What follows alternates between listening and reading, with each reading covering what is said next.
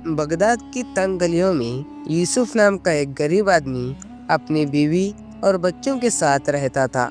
वो मेहनती था, मगर किस्मत ने उसकी झोली में सिर्फ तंग दस्ती ही डाली थी। उसका छोटा सा घर, जो कभी खुशियों से गुलजार रहता था, अब तंगी और भूख से घिरा हुआ था। यूसुफ हमेशा से गरीब नहीं था। उसके वालिद एक हुनरमंद बरहाई थे, जो अपने हाथों से ऐसे काम बनाते थे कि बगदाद के अमीर लोग भी खरीदने को मजबूर हो जाते। यूसुफ ने बचपन में अपने वालिद से कारीगरी सीखी थी। वो लकड़ी पर नक्काशी बनाने में माहिर था और बेहतरीन चीजें भी बना सकता था। लेकिन अब वो नौजवानी में आया, एक वबा ने उसके वालिद को छीन लिया। खानदान की जिम्मेदारियां उस पर आ गई और उसे अपनी तालीम छोड़नी पड़ी। पहले तो उसका काम ठीक ठाक चल रहा था, मगर वक्त के साथ साथ बाजार बदल गया। बड़े सौदागर नई मशीन वाली चीजें बेचने लगे और हाथ से बनाई गई चीजें कोई खरीदना नहीं चाहता था। धीरे धीरे उसकी आमदनी कम होने लगी और वो मजबूरन मजदूरी करने पर मजबूर हो गया। फातिमा समझदार और एक सब्र करने वाली औरत थी। उसने कभी अपने हालात का रोना नहीं रोया, बल्कि हर मुश्किल वक्त में यूसुफ का साथ दिया। वो सिलाई कढ़ाई में माहिर थी और पड़ोस की औरतों के लिए कपड़े सीती थी।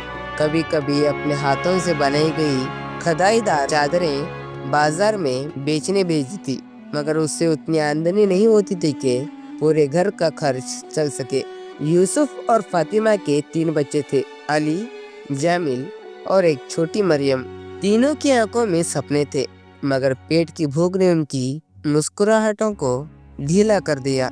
अली सबसे बड़ा बेटा था और वो समझ चुका था कि घर के हालात अभी अच्छे नहीं चल रहे हैं। वो सोचने लगा कि कहीं काम करते हैं, मगर फातिमा चाहती थी कि वो अपनी तालीम ना छोड़े।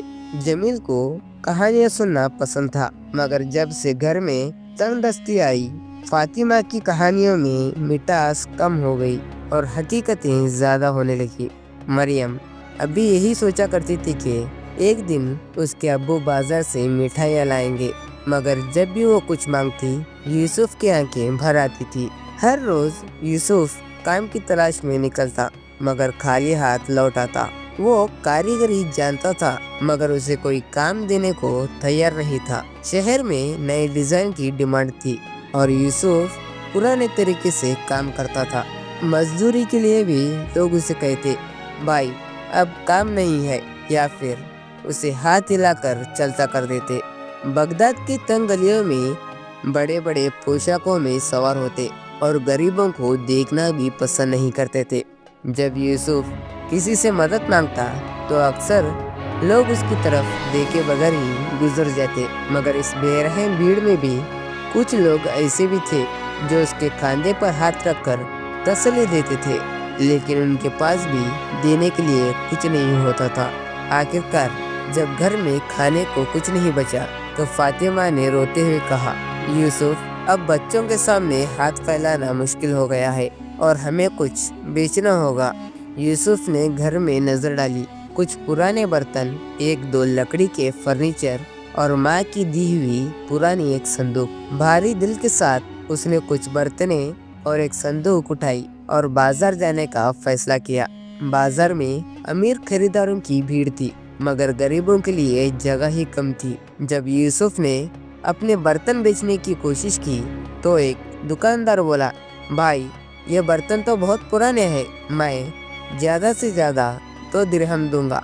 यूसुफ की आंखों में बेबसी थी, मगर उसको पता था अगर आज बेचा नहीं तो घर में आज भी चूल्हा नहीं जलेगा। तभी एक बुजुर्ग ताजिर ने यह सब देखा। उन्होंने यूसुफ को बुलाया और कहा, तुम्हारे हाथों में हुनर है, मैं चाहता हूँ कि तुम मेरी दुकान पर काम करो। लकड़ी की नक्काशी का काम फिर से मशहूर होने लगा है और मुझे एक ईमानदार कारीगरी चाहिए। यूसुफ की आंखों में उम्मीद की किरण जागने लगी। उसने बुजुर्ग ताजिर को शुक्रिया अदा किया और अगले दिन से काम पर लग गया। पहले दिन ही यूसुफ को मुश्किलों का सामना करना पड़ा। उसके हाथ हुनरमंद तो थे, मगर नए मंसूबा उसके लिए नए थे। बुजुर्ग ताजिर ने उसे सब्र और प्यार से सिखाया। धीरे धीरे यूसुफ नए तरीके सीखने लगा और उसकी मेहनत रंग लाई। पहली कमाई लेकर जब वो घर आया और मरियम के लिए मिठाई लेकर आया तो उसकी मुस्कुराहट देखकर उसकी सारी थकान दूर हो गई। हमें इस कहानी से ये सीख मिलती है कि मुश्किल वक्त सबको आता है, जो सब्र और ईमानदारी का दामन नहीं छोड़ते उन्हें अल्लाह कभी नहीं छोड़ता। चलिए, इसी के साथ आपका भाई आपसे विदा लेता है। मिलेंगे अगले ऐसे ही मज़ेदार कहानियों के साथ। खुदा हाफिज। अगर आपको कहानी पसंद आई हो तो अपनी राय ज़रूर बताएं।